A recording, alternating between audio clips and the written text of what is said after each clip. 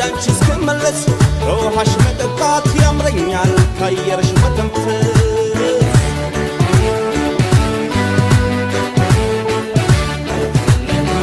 ስም ብቻ ይሁን ያንቺም እናትነት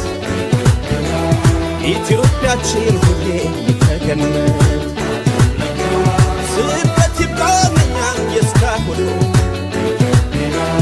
ረሃብና ችግር ልቤ ሆኖ